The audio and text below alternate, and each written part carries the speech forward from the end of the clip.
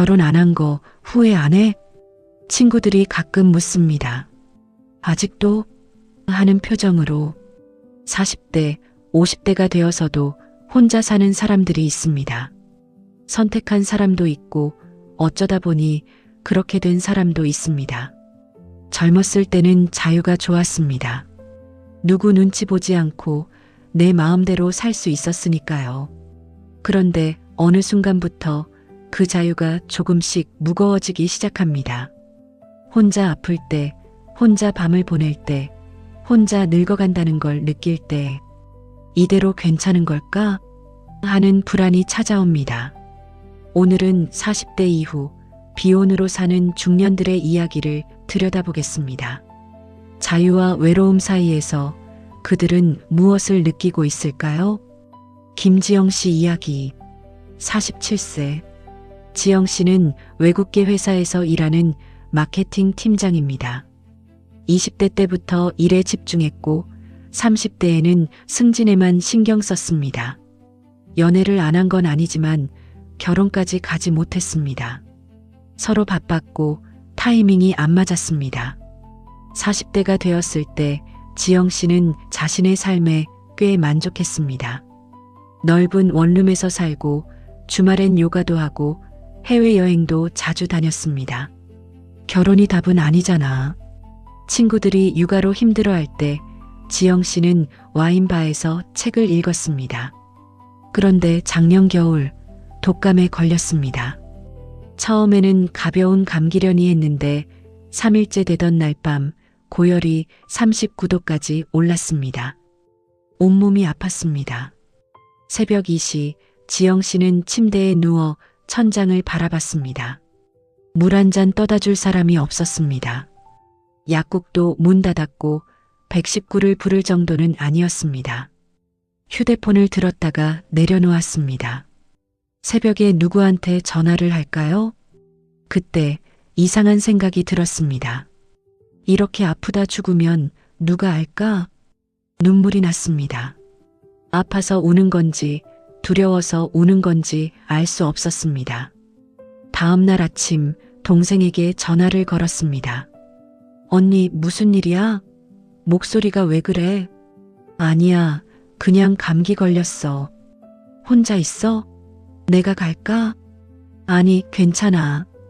그냥 목소리 듣고 싶어서. 동생은 바로 퇴근 후에 찾아왔습니다. 죽 한 그릇과 약을 사들고 언니 울지 마. 내가 있잖아. 응, 미안해. 독감이 나은 후 지영 씨는 자주 현관문 앞에서 멈춰 섰습니다. 문을 열면 아무도 없는 집이 기다리고 있었습니다. 다녀왔어 하고 말할 사람이 없었습니다. 최근엔 노안이 왔습니다. 스마트폰 글씨가 잘 안 보였습니다. 돋보기 안경을 사야 했습니다. 거울을 보면 팔자주름이 깊어졌습니다. 나도 늙는구나. 지영 씨는 처음으로 그 사실이 무섭게 느껴졌습니다. 왜 그럴까요? 지영 씨는 왜 독감에 걸렸을 때 그토록 무서웠을까요? 심리학에서는 이를 존재적 고독이라고 합니다. 인간은 누구나 죽음을 의식하는 순간 자신이 근본적으로 혼자라는 사실을 직면하게 됩니다. 심리학자 에리 프롬은 이렇게 말했습니다. 인간은 자유를 원하지만 동시에 자유로부터 도피하고 싶어 한다. 왜냐하면 자유는 곧 고독을 의미하기 때문이다. 이 말을 일상의 언어로 풀면 이렇습니다. 지영 씨가 선택한 자유는 분명 좋은 것이었습니다. 누구에게 간섭받지 않고 내 삶을 내가 결정할 수 있었으니까요. 주말에 요가를 할지 여행을 갈지 회사를 옮길지 말지 모두 지영 씨 마음이었습니다. 그런데 자유에는 대가가 있습니다. 그 대가는 바로 모든 것을 혼자 감당해야 한다는 것입니다. 결혼한 친구들은 자유를 포기하는 대신 누군가와 짐을 나눕니다. 아플 때 약을 사다 주고 밤에 옆에 누가 있으며 늙어가는 과정을 함께 겪습니다. 하지만 지영 씨는 모든 것을 스스로 해결해야 합니다. 젊었을 때는 그 짐이 가벼웠습니다. 몸도 건강했고 미래도 멀게만 느껴졌으니까요. 새벽 2시에 물 한 잔 떠 마시는 것, 그게 뭐가 어렵나요? 혼자서도 충분히 할 수 있습니다. 그런데 40대 후반이 되면서 달라졌습니다. 몸이 아프면 생각보다 두렵습니다. 노안이 오고 주름이 생기면 시간이 흐르고 있다는 게 느껴집니다. 그리고 그 시간을 함께 나눌 사람이 없다는 게 보입니다. 프롬이 말한 자유로부터의 도피는 바로 이런 의미입니다. 지영 씨는 자유를 사랑했지만 동시에 그 자유가 주는 무게가 점점 무거워지고 있습니다. 새벽 2시의 고열은 단순히 몸의 문제가 아니었습니다. 그것은 지영 씨가 마주한 근본적인 질문이었습니다. 나는 이렇게 살아도 괜찮은 걸까? 박성민 씨 이야기. 52세. 성민 씨는 작은 IT 회사를 운영하고 있습니다. 20대에 한 번 연애를 했고 30대에는 일에만 매달렸습니다. 결혼 생각이 없었던 건 아니지만 적당한 사람을 만나지 못했습니다. 나중에 하지 뭐. 성민 씨는 그렇게 생각했습니다. 40대 초반까지는 괜찮았습니다. 사업도 잘 됐고 경제적으로 여유가 있었습니다. 집에 오면 조용했고 누구 눈치 볼 필요도 없었습니다. 친구들이 가끔 말했습니다. 너 결혼 안 해? 글쎄, 지금도 괜찮은데. 나중에 후회하면 어떡해? 그때 가서 생각하지 뭐. 그런데 50대가 되면서 성민 씨는 자주 생각했습니다. 나중이 언제지? 작년에 대학 동창 모임에 갔습니다. 친구들은 다들 자녀 이야기를 했습니다. 우리 애가 대학 갔어. 아들놈이 말을 안 들어서 큰일이야. 딸이 결혼한대. 나 할아버지 되는 거야. 친구들은 신이 나서 이야기했습니다. 자녀가 골칫거리라고 하면서도 표정은 행복해 보였습니다. 성민 씨는 그 자리에서 아무 말도 하지 못했습니다. 성민이 너는? 나 그냥 회사 일하지. 아 그래. 더 이상 아무도 묻지 않았습니다. 성민 씨는 그 침묵이 불편했습니다. 집에 돌아와서 성민 씨는 거울을 봤습니다. 흰 머리가 많아졌습니다. 뱃살도 나왔습니다. 언제 이렇게 늙었을까? 그날 밤 성민 씨는 잠을 잘 수 없었습니다. 천장을 바라보며 계산을 했습니다. 10년 후엔 62세, 20년 후엔 72세. 그때 나는 뭘 하고 있을까? 친구들은 손주들과 놀고 있을 텐데 나는? 요즘 성민 씨는 자주 국민연금 홈페이지에 들어갑니다. 예상 수령액을 확인합니다. 한 달에 120만 원 정도. 이걸로 살 수 있나? 친구가 요양원 이야기를 했습니다. 혼자 사는 사람들은 나중에 요양원 가야 하나 봐. 그래. 얼마나 하는데? 한 달에 300만 원은 기본이래. 성민 씨는 다시 계산을 했습니다. 연금 120만 원, 부족한 180만 원은 어디서 나올까? 저축한 돈으로 버틸 수 있을까? 몇 년이나? 결국 돈 문제구나. 성민 씨는 쓸쓸하게 웃었습니다. 편한 건 좋았습니다. 하지만 불안한 건 싫었습니다. 왜 그럴까요? 성민 씨는 왜 50대가 되면서 불안해졌을까요? 철학자 알랭드 보통은 이렇게 말했습니다. 불안은 미래에 대한 통제력을 잃었다고 느낄 때 찾아온다. 우리는 미래를 예측할 수 없을 때 가장 두려워한다. 이 말을 일상의 언어로 풀면 이렇습니다. 성민 씨가 40대 초반까지 편안했던 이유는 미래가 아직 멀게 느껴졌기 때문입니다. 나중에라는 단어가 아직 현실이 아니었습니다. 건강도 괜찮았고 경제적으로도 여유가 있었습니다. 하지만 50대가 되면서 나중에가 점점 가까워졌습니다. 거울을 보면 흰 머리가 늘어나고 친구들은 손주 이야기를 합니다. 성민 씨에게는 그런 이야기가 없습니다. 더 큰 문제는 통제력의 상실입니다. 결혼한 친구들은 노후를 함께 준비합니다. 배우자와 자녀가 있으니 최소한의 안전망이 있습니다. 돈이 부족해도 자식이 도와줄 수 있고 아파도 누가 돌봐줍니다. 하지만 성민 씨는 모든 것을 스스로 준비해야 합니다. 요양원 비용도, 병원비도, 외로움도. 국민연금 120만 원으로 요양원비 300만 원을 어떻게 충당할까? 저축이 바닥나면? 치매가 오면 누가 돌봐줄까? 그 모든 질문에 확실한 답이 없습니다. 알랭드 보통이 말한 통제력의 상실은 바로 이것입니다. 성민 씨는 자신의 미래를 통제할 수 없다고 느낍니다. 변수가 너무 많습니다. 그리고 그 변수를 함께 해결할 사람이 없습니다. 동창 모임에서 느낀 침묵은 단순히 대화의 단절이 아니었습니다.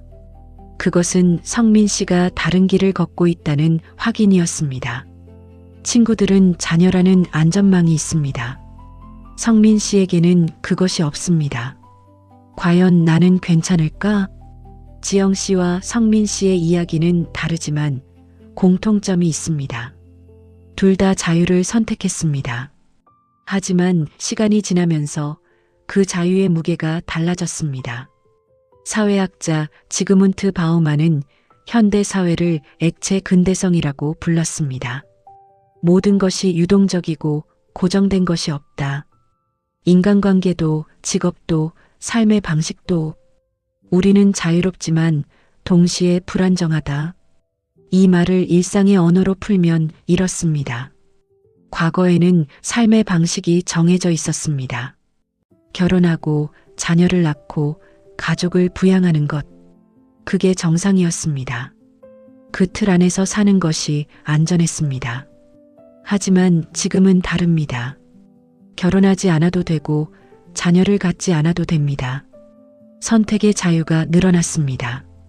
지영 씨와 성민 씨는 그 자유를 선택했습니다. 그런데 그 자유에는 대가가 있습니다. 과거에는 가족이라는 안전망이 있었습니다. 아파도 가족이 돌봐주고 늙어도 자식이 있었습니다. 완벽하지는 않았지만 최소한의 틀은 있었습니다. 하지만 지금은 모든 것을 개인이 책임져야 합니다. 노후도 건강도 외로움도 국가나 사회가 완벽하게 책임져 주지 않습니다. 우리는 액체처럼 유동적인 세상에서 살고 있습니다. 고정된 것이 없습니다. 지영 씨와 성민 씨가 느끼는 불안은 바로 이것입니다. 자유를 선택했지만 그 자유를 지탱할 틀이 없습니다. 심리학자 빅터 프랭클은 이렇게 말했습니다. 인간은 의미를 찾을 때 비로소 고통을 견딜 수 있다. 의미 없는 자유는 공허할 뿐이다. 이 말을 일상의 언어로 풀면 이렇습니다. 지영 씨와 성민 씨에게 필요한 것은 결혼이라는 형식이 아닙니다. 그들에게 필요한 것은 의미입니다. 나는 왜 이렇게 사는가? 이 삶에도 가치가 있는가? 내가 늙어갈 때 무엇이 나를 지탱할까? 이 질문에 답을 찾을 때 자유는 더 이상 공허하지 않습니다. 비혼으로 사는 것이 단지 어쩌다 보니가 아니라 내가 선택한 삶이 됩니다. 그리고 그 선택에 의미가 생깁니다. 지영 씨는 요즘 매주 목요일 저녁 요가 동호회 친구들을 만납니다. 처음에는 그냥 운동 모임이었습니다.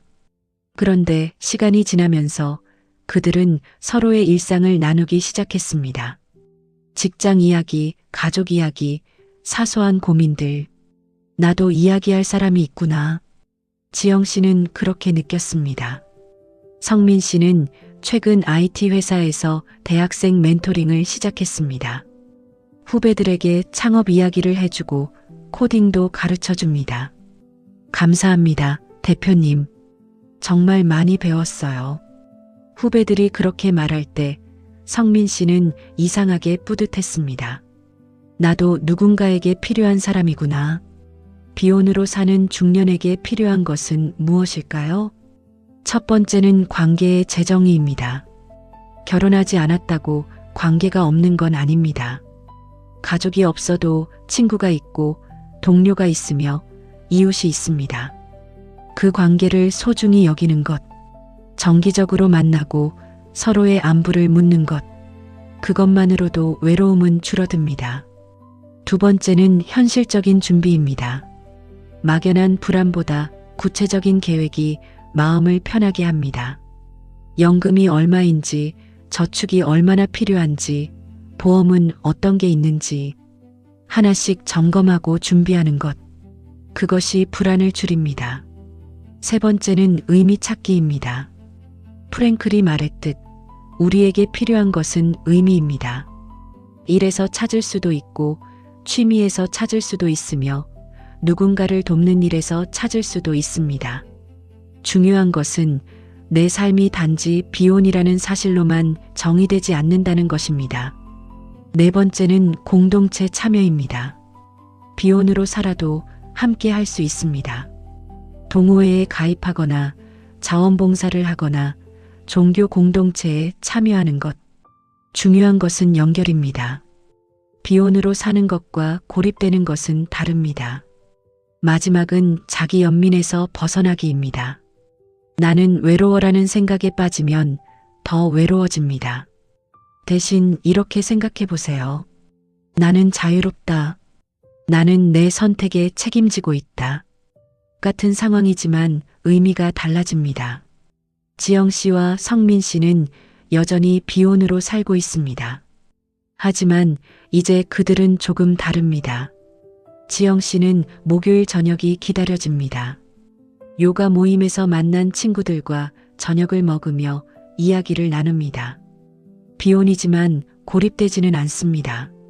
성민 씨는 매주 대학생 멘토링을 합니다.